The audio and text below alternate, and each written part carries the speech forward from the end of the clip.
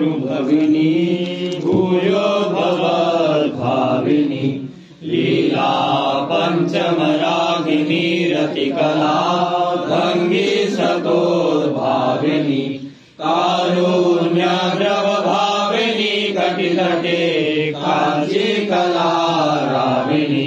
श्रीराधे भगतिर्ममास्तु कलयो प्रेमामृत श्राविणी कोटिन्दुच्छविहासिनी नवसुधा संभार संभासिनी भक्षोजद्वितीयेन हेम कलश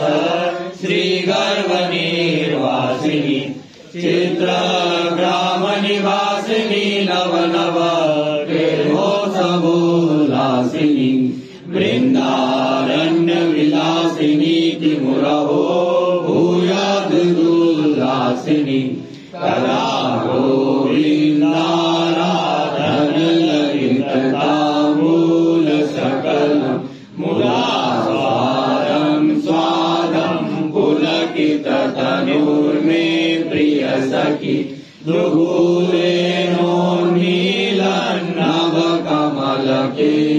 दुगूलेनोन्मीलन्नवकमलकेन्द्रल्करुचिना निवेदाङ्गी साङ्गीतकनिजकला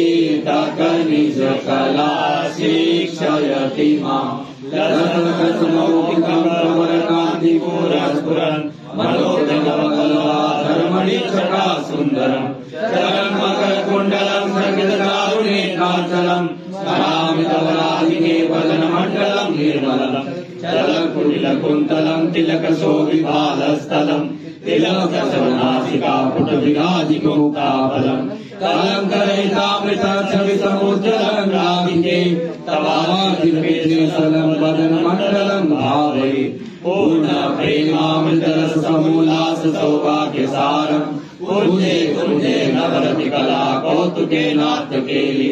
उद्बुलेन्दीवरकनकलोकान्तिचोरं किशोरम् ज्योतिर्गन्धं किमपि परमानन्दकन्दं चकास्ति ययोर्नीलकेली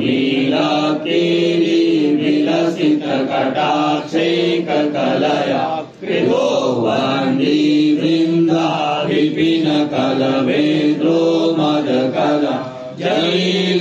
जलीभूतक्रीडा मृगैव यदा ज्ञालवकृते कृतिर्न साराधा शिथिलयतु साधारण गति श्री गोपेन्द्र कुमार मोहन महामृतेश्वर माधुरी सारास्पादर साम्बुरास सहज पश्यन्ति नेत्राञ्चले कारुण्याद्र कटाक्ष भंगी मधुर स्मेराननाम्भोरुहे आहा स्वामिनि राधिके मयि कृपा दृष्टिं मनान्निक्षेपि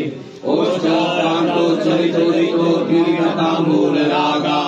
रागानुते विचित्रचया चित्रभङ्ग्यो नयन्ति तिर्यग्रीवारुचिररुचिरो दंशुरा कुञ्चितभ्रू प्रेय पाशे विपुलपुरुषे मर्दिता भाति राधा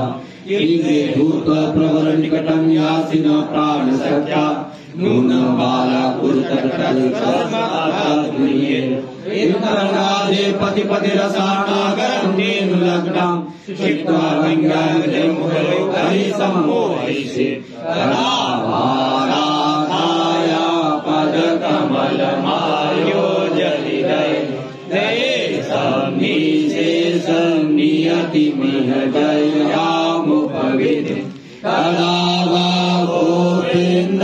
सकल सुखदा प्रेम करणा धन्ये धन्ये वै स्वयं कदा वा प्रोदाम स्वर समर सरम्बर बस प्ररूढ स्वेदाम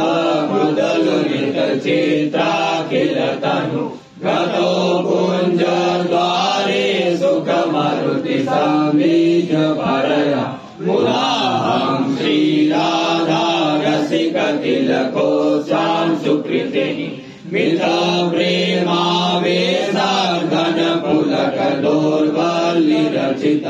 प्रगाढाश्लेषेणोत्सवरस भरो मीलित दृशो निकुञ्ज क्लिप्ते वै नवकुसुमकल्पे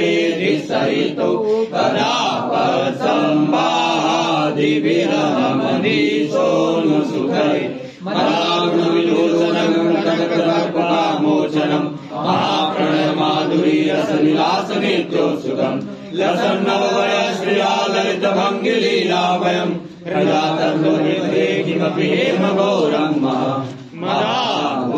मदापूर्णनेत्रं नवरतिरसावेशविवशो लसद्गात्रं प्राणप्रणय परिपाट्यां परतरं मितो गाढाश्लेषावलयमिव जातं मरगत द्रुतस्वर्णच्छायां स्फुरतु मिथुनं तन्मम हृदि परस्परं प्रेमरसेनिमग्नमशेष सम्मोहन रूपके वृन्दावनान्तर्नवगोञ्जगे तन्नीलपीतं मिथुनं चकास्ति आशास्य दासं वृषभानुजाय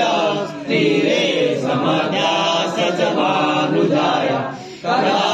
कदानुवृन्दावन कुञ्जवीथि स्वहं नुराधे हरिते भवेयम् कालिन्दी तटकुञ्जे पुञ्जीभूतं रसामृतं किमपि अद्भुतकेलिनिदानं निरवधिराधाविधानमुल्लसति प्रीतिरिव मूर्तिमतिरससिन्धो सारसम्प्रतिफला वैदर्भीनां हृदयं काञ्चन वृन्दावनाधिकारिणी जयति रसघनमोहनमूर्तिं विचित्रकेलिमहोत्सवो रचितं राधाचरणविलोडितरुचिरशिखण्डं हरिं वन्दे कदा गायं गायं मधुरमधुरीत्या मधुभिरश्चरित्राणि स्फारामृतरसविचित्राणि बहुशः मृदन्ति केलीभवनमभिरामं मलयज छटाभिषिञ्चन्ति रसहृदनिमग्नास्मि भविता उदञ्च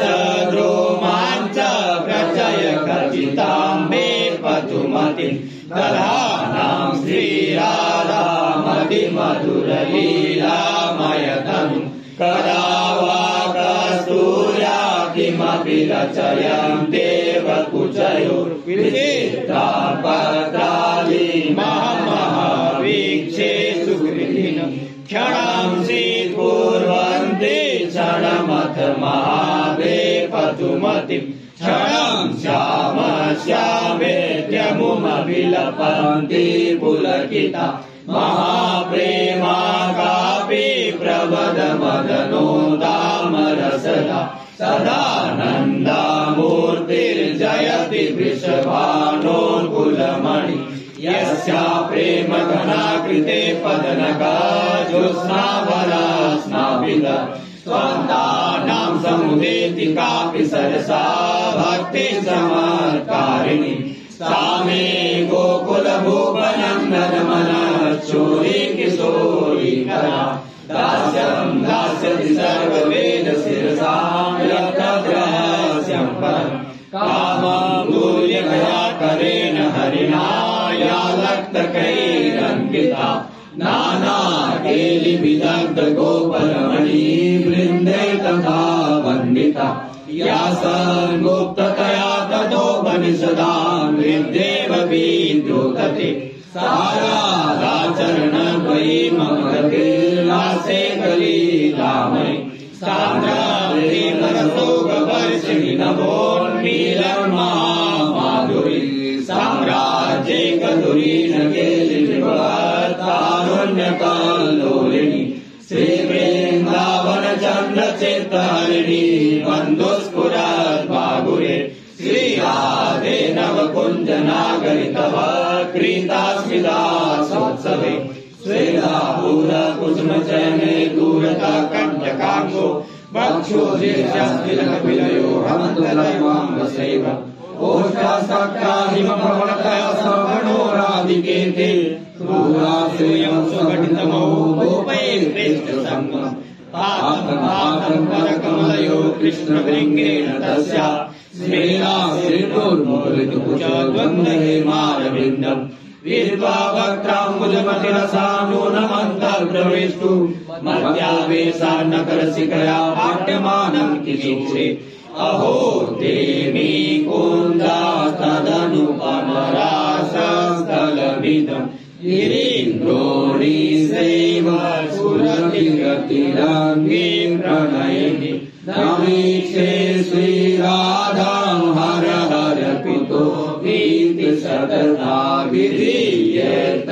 प्राणेश्वरि मम कराहन्तहृदयम् इहे वा भूत्कुञ्जे नवरति कला मोहनतनु रहोत्रैवा नृत्यद्वैतसहिता सालसनिधि स्मारं तव चरितपीयूषलहरीं करास्यां श्रीराधे चकित इह वृन्दावनभुवि श्रीनाथरेते स्मृतिनवसुधा माधुरी सिन्धुकोटि नेत्रानस्ते विक्रिमाद्भुतकुसुमधनुश्चण्ड सत्काण्डकोटि श्रीवक्षोजे तवामि ब्रह्मसकला सार सर्वस्व कोटि श्रीराधे तत्पराधरस्रवनिर्मली प्रेम पीयूष कोटि सादानन्दोन्मदरसघना प्रेम पीयूष मूर्ते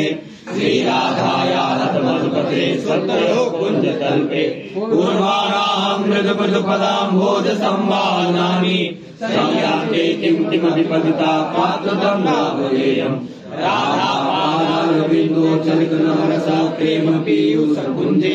पालिते कूलकुञ्जे हृदिकल्पमहोदार माधुर्य भावम् श्रीवृन्दारण्ये बीजे ललितरसकला नागरिकां गरीयो गम्भीरे कानुरागं मनसि परिचरन् विस्मृतान्यकदास्यम् अदृष्ट्वाराधाङ्गे निमिषमपि तं नागरमणि सयावाकेलन्दं ललितललितानङ्गकलया कदाहं दुःखादौ सपदि पतिता मूर्छितवती नतामाश्वस्यार्ता सुचिरमनुशोचे निजदशां भूयो भूयो कमलनयने किं मुदा बालितेषु वाङ्मात्रेऽपि तदनुगमनं न प्रत्यदेव धूर्ता किञ्चित् राधे कुरुकुलतटे प्रान्तमस्य मृदीयं चक्षुर्द्वारा तमनुपतितं चूर्णतामेतु चेता किं गानस्ते सुशास्त्रे किं तदुदीपगगने सद्गृह्ये यत्रास्ति प्रेममूर्तिर्नैव यशुधा नापि भावस्तदीया किं वा वैकुण्ठलक्ष्म्याप्यः परमया यत्र मे नास्ति राधा किं वा साप्यस्तु वृन्दावन भुवि मधुरा कोटिजन्मान्तरेऽपि श्यामा श्यामेतनुमपुरसा पूर्णवर्णे जपन्ति स्थित्वा स्थित्वा मधुर मधुरोत्तारमुच्चारयन्ति मुक्ता शूलानयनगलितानश्रुबिन्दुं वहन्ति दृश्यद्रोमा प्रतिपदचमत्कुर्वती पातु राधा तादिं मूर्ति ब्रजपति सुधा पादयोर्मे पतित्वा दन्ताग्रेणात्रिगतनकं काकुवादान् प्रवीति नित्यं चानो ब्रजत्रिकुटे सङ्गमायोद्यमं चे यद्वेगमेणनैरिमा वेदयेयं नुराधे कलालीलागर्जा क्वचिदनुचलध्वंसवितुरम् क्वचिद्गेहीन्याग्रे कृतनटन चान्द्राख्यनुकृति लगास्ते संसाचीं प्रवरमनुपूर्वात् क्वचिदौ विधात द्वन्द्वं तद्रमतलीय वृन्दावन भुवि व्याकोशेन्दीवरापदकमनुचाहारिकान्ता स्वयाय कालिन्दीयं सुरभिमनिलं शीतलं सेवमानम् सान्द्रानन्दनवकमलसाक्रोलसर्गैर्वृन्दम् ज्योतिर्गन्धं मधुर मधुरं प्रेमकन्दं चकासि तदा मधुरसारिका सरसपद्यमध्यापयत् प्रदाय करतालिका नर्तयत् कीर्तिनम् क्वचित् कनकवल्लरी वृन्दमाललीलाधनम् विदग्धमिथुनं तदद्भुतमुदेति वृन्दावने तत्रालीं ललितां कपोलफलके नेत्राम्बुजे कज्जलं रङ्गं बिम्बफलाधरे च कुचयो काश्मीरजालेपनं श्रीराधे नवसङ्गमाय तरले पादाङ्गुली पङ्क्तिषु न्यस्यन्ति प्रणयानलकरसं पूर्णकदा श्यामम् श्रीगोवर्धने भवता मानो प्रयत्नागतो राधा वर्षणीम शैलयुगले दृष्टे कृते स्याद्वयम् तद्गोपेन्द्रकुमार मा कुरु वृथा ग्रहः परिहासत वृषभानुनन्दनि तव प्रेयां समाभाषै अनंग जय मंगल ध्वनित किंकिणी डिंडिमं समाधिवर्गाणेन नखरदंत गातेरित अहो चतुर्नागरे नव किशोरे और मंजुले निकुंज निलयागरे ललितलोत्सव निर्मृते योर्विश्वजलत्रपानटकला मादेक्षय कीदृशो विन्वानाचकितेन संचितमारत्नस्वनं चारुर साकाचिद्वृषभानुभीष्मनि सखी मालासुवालावली मौली हेलति विश्वमोहन महासारूप्यमाचिन्वति ज्योतिर्पुञ्जद्वयमिदमो मण्डलाकारमस्य वक्षस्युन्मादयति हृदयं किं फलात्यन्यदग्रे भ्रूकोदण्डं न कृतघटनं सत्कटाक्षौकबाणे प्राणान् हन्यन्ति किं परमतो भावि भूयो न जाने भूषीदामन् सुबलवृषभस्तोक कृष्णार्जुनाद्या किं वो दृष्टं मम नु सखिता दृग्गदानैव कुञ्जे काची देवी सकलगुणाप्लाविलावण्यपूरा दूरा देवाखिलमहरतं प्रेयसो वस्तु सख्यो गता दूरे गावो दिनमपि तुरीयाश्रमवज द्वयं दातु शास्तास्तव च जननी वर्त्मनयना अकस्मात् तूष्णीके सजलनयने दीनवदने लुठत्यस्यां भूमौ त्वयि नहि वयं प्राणिरिषव नासाग्रे नवमौक्तिकं सुरुचिरं स्वर्णोज्ज्वलं गिरिव्रति नानाभङ्गिरङ्गरङ्गविलस लीलातरङ्गावलि राधे त्वं प्रविलोभय ब्रजमणिं रत्नच्छटामञ्जरी चित्रोदञ्चितकञ्चुकस्तकलयोर्वक्षोजयोः शोभया अपेक्षे कृतनिश्चयापि सुशिरं वृक्षेत दृकोणतो मौने दाढ्यमुपाश्रितापि निगते तामेव याहित्यहो अस्पश्ये श्रुतदासयापि करयो धृत्वा बहिर्यापयेत् राधाया इति मानदस्थितिमहं प्रेक्षे हसन्ति कदा रसागाधे राधा हृदि सरसि हंस करतले लसद्वंश स्रोतस्य मृतगुणसङ्गा प्रतिपदम् तदपिचोतंस सुरचितवतंस प्रमदया स्फुरद्गुञ्जागोच्छसैरसिकमौलिर्मिलतु माम् अकस्मात् कस्याचिन्नववसनमाकर्षति पराम् मुरल्याधम्मीले स्पृशति कुरुते न्याकरधृतिम् पदं नित्यं राधा पदकमलमूले व्रजपुरे तदिदं भीतिषु भ्रमति समहालं पटमणि एकस्यारति चोर एव चकितं चान्यस्तनान्तिकरम् कृत्वा कर्षति वेणुनान्यसदृशो धम्मिल्लमाल्लिसृजम् धत्तेन्याभुजवल्लमुत्पुलकितां सङ्केतयत्यन्यया राधाया पदयो लुठजलमुमं जाने महालम्पटम् प्रियाङ्गे निक्षिप्तोत्पुलकभुजदण्ड क्वचिदपि भ्रमन् बृन्दारण्ये मदकलकरीन्द्राद्भुतगति निजां व्यञ्जन्त्यत्यद्भुतसुरतशिक्षां क्वचिदौ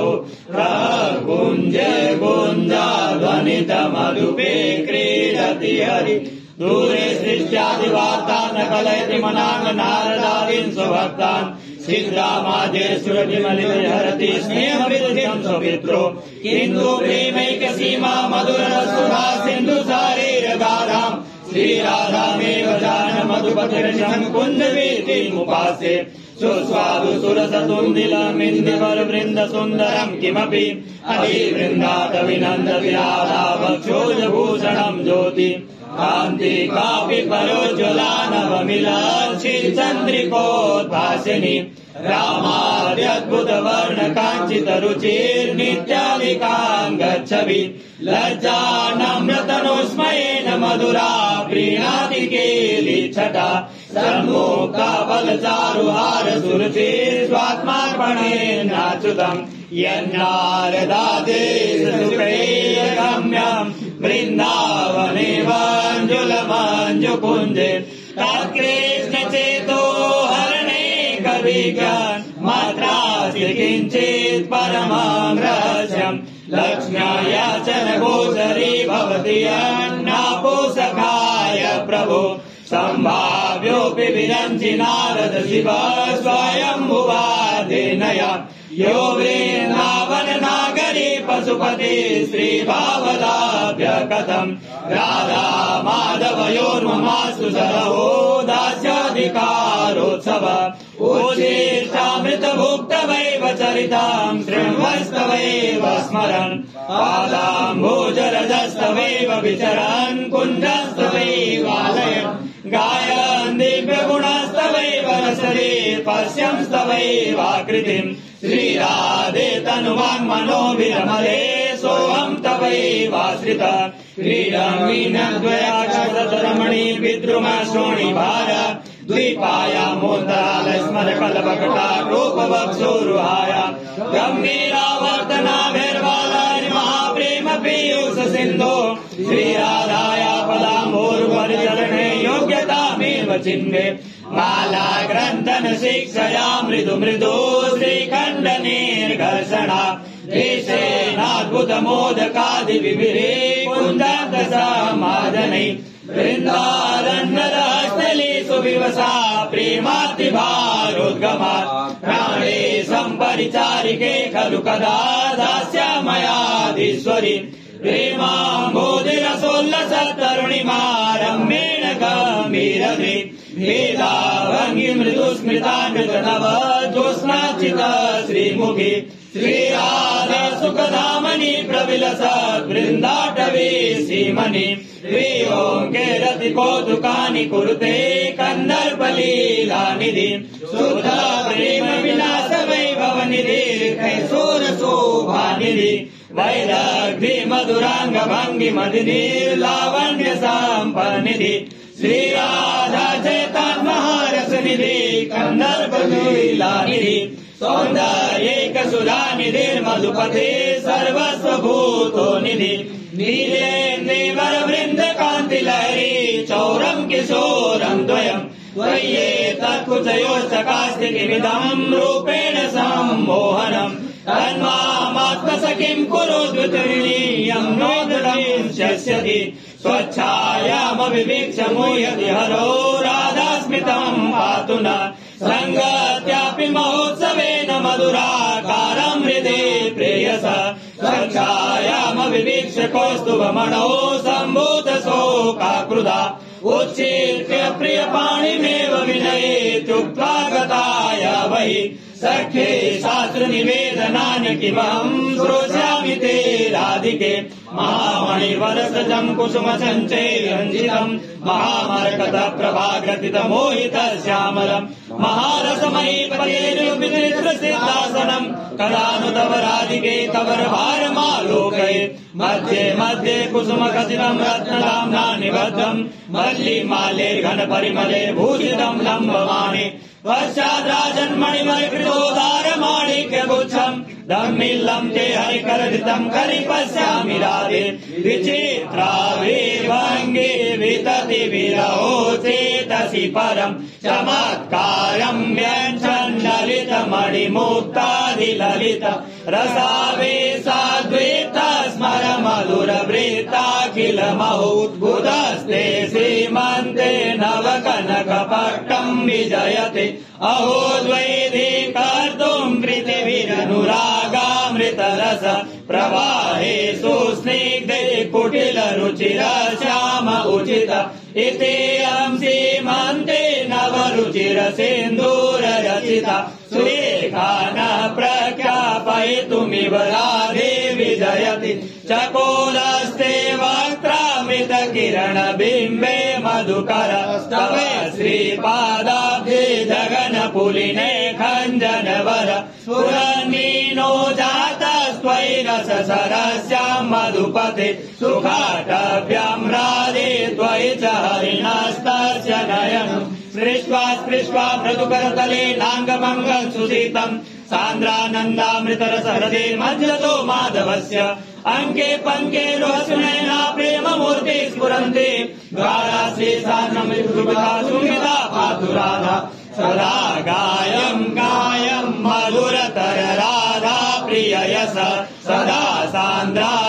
सान्द्रानन्दानवरसद राधापति कथा सदा सायम् नवनिभृत राधारति वने सदा ध्यायम् विवस हृदि राधा पद सुधा श्यामश्यामितमितरसंसारणपन्थि प्रेमोत्कण्ठाक्षरमपि रसमुच्चैर्लपन्ति सर्वत्रोच्चाटनमिव कथा दुःखेन पारम् काञ्चन्यो दिनकर्मलम् कुर्जति पातु राधा कदाचित् गायन्ति प्रियरति कला वैभवगतिम् कदाचित् ध्यायन्ति प्रियसह भविष्यद्विलसितम् अलमुञ्चेत्यति मधुरमुग्ध प्रलपिते नयन्ति श्रीराधादिनमिह कदा नन्दयतु न श्रीगोविन्द ब्रजवरवधू वृन्द चूडामणिस्ते कोटि प्राणाव्यधिक परम प्रेष्ठपादाब्ज लक्ष्मी कैङ्कर्येणाद्भुत नवरसेनेव माम् स्वीकरोतु भूयो प्रतिमुहूर्ते स्वामि सम्प्रार्थयेयम् अनेन प्रीता मे दिशतु निज कैङ्कर्य पदवीम् कवियो दृष्टीनाम् पदमः राधा सुखमयि निरायैवम् चेते कुवलय रुचिरिम्बर मुकुटम् किशोरम् ध्यायामि द्रुत कनक पीत छविपटम् ध्यायस्तम् सिकिपिच्छ मौलिमनिशम् तन्नाम सङ्कीर्तयन् नित्यम् तच्चरणाम्बुजम् परिचरम् तन्मन्त्रवर्यम् जपन् श्रीराधा पददास्यमेव परमाभीष्टम् हृदा धारयन् करिष्याम् तदनुग्रहेण परमोद्भूतानुरागोत्सव श्रीराधा रसिकेन्द्र रूप गुणवगीतानि संश्रावयन् गुञ्जा मञ्जुलहार वर मुकुटाद्या वेदया जाग्रत श्याम प्रेषित भोगमाल नवगन्धादेश सम्प्रीणयम् त्वत्पादाब्जनखच्छटार सरिते मग्ना कदा श्यामहम् वासो राधा निगम पदवी दूरगा कुत्र चासो कृष्णस्तस्या कुचकमलयोरन्तरैकान्तवास वाम् तुच्छा परमात्मा प्राणयोगर्य कर्मा यत्तन्नाम स्फुरति महिमा एष वृन्दावनस्य वृन्दारण्ये नवरसकला कोमला प्रेम मूर्ते श्रीराधाया चरण कमला मोद माधुर्य सीमा राधाम् ध्यायन् रसिक तिलके नाटके लीलविलासम् तामेवाहम् कथमियम् करुण्यश्रीलासी भवेयम् आकालिन्दे त्वयि मम निधि प्रेयसा शालितोद्भूत भो दिव्याद्भुत तरुणता तत्कर्णस्वभाज हे राधायार्तिग्रह स्वराः हे मृगाः हे मयूराः भूयो प्रणत विरहम् प्रार्थये वो न कम्पाम् वहन्ति राधाया कुचकलश काश्मीर जमहु जल क्रीडा वेशाद्गलितमतुलम् प्रेम रसदम् इयम् साकालिन्दे विकसित नवेन्दे वर रुचि सदा मन्दीभूतम् हृदयमिह सन्दीपयतु मे सद्योगेन्द्र सुदृश्य सान्द्र रसदानन्दैक सन्मूर्तया सर्वेभ्यद्भुत सन्महिम्ने मधुरे वृन्दावने सङ्गता ये क्रूराभिपापिनो न सताम् सम्भाष्य दृश्याशये सर्वान् वस्तुतया निरीक्ष्य परमः स्वाराध्य बुद्धिर्मम यद्राधापदकिङ्करे कृतहृदां सम्यक् भवेत् गोचरम् एवं नैव कदापि यद्विना तस्या कृपा स्पर्शत यत्प्रेमामृत सिन्धु साररसदां पापैकभाजामपि तद्वृन्दावन दुष्प्रवेश महिमाचार्यं हृदि स्फुरजतु राधा केलिकलासु साक्षिणि कदा वृन्दावने पावने पश्यामि स्फुटमुज्ज्वलाद्भुतरसे प्रेमैकमात्राकृति तेजो रूप निकुञ्ज एव कलयन् नेत्रादिपिण्ड स्थितम् तादेक्ष्वोचित दिव्य कोमल वपु स्वीयं समालोकये यत्र यत्र मम जन्म कर्म विरनारके परमे परेथवा राधिकारति निकुञ्ज मण्डले तत्र तत्र हृदय मे व्याहृतम् वाहं मूढमति कुनाम परमानन्दैकसारं रस श्रीराधा चरणानुभाव कथया निस्यन्द्यमाना गिर लग्ना कोमल कुञ्ज पुञ्ज विलसत् वृन्दाटवी मण्डले क्रीडा श्रीवृषभानुजापदनक जोषटा प्रायश श्रीराधे श्रुतिभिर्बुधे भगवता व्यामृग्य सद्वैभवे स्वस्त्रोत्र सुप्रभात एव सहजो योगोऽप्यहं कारित पथेनैव सदा परागिरि महान् मार्गं विरोध्यद्वदे कासे स्नेह जलाकुलाक्ष किमपि प्रीतिं प्रसादीकुरु अद्भुतानन्दलोभश्च